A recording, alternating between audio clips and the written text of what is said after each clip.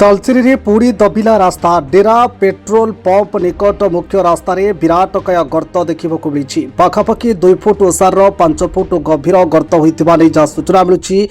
तेरे गर्त पर भयभीत हो पड़ते अंचलवासी। पूर्व से निकट हांडीधुआ गाँ निकट एक जमी धसी देखा मिलता।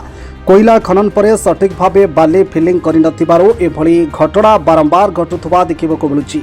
तेज रास्तार ए गर्त सृष्टि होता बेले हांडीधुआ ठारू बलंडा रास्तार गाड़ी चलाचल उपर बाधा प्राप्त होता।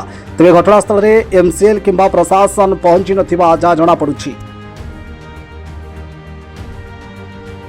हजार हजार लोक 24 घंटा एकारी पहर माइन्स को जाऊँ ड्यूटी कर हजार हजार लोक ये रास्तार यातायात करूँ गोटे 1 ରୁ 2 किलोमीटर आम मेडिकल कॉलेज मेडिकल जेहेतु पवित्र मन मेडिकल कॉलेज अच्छी अनेक रोगी भी जाऊँच रास्तार यही रास्ताटी आज्ञा ये गात सृष्टि आम संपूर्ण भाव में प्रशासन को दायदेबू एमसीएल कर्तृपक्ष दायदेबू कारण यहीपरी जगार आम एठार स्थानीय बासिंदा आज भी ना वर्षा एपरी बहे जगार माने बहुत जगार आम हांडीधुआ हो तेलसिया हो से डेरा हो विभिन्न जगार ये गात सृष्टि है तेणुक एठिकार बासिंदा आज्ञा जमा सुरक्षित ना।